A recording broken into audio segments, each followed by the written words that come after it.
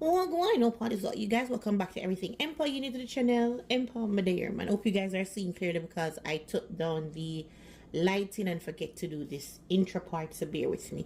So for today, cooking video, I did cook up cabbage with teriyaki chicken, real quick and easy. Going into the rest of the month for me, I want to do most vegetable dishes for me. I'm not going to be eating any more pasta, rice, all of those stuff, bread for the next 6 months.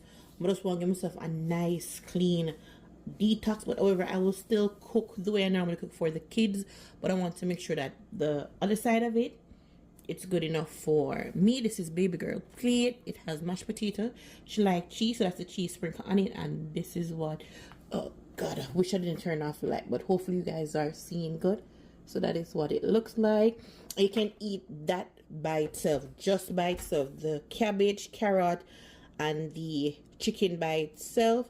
So good. So let's get right into the video. And as always, don't forget to like, share, subscribe, and suggest some vegetable dishes that you think I can do for I shake the camera, can do for myself.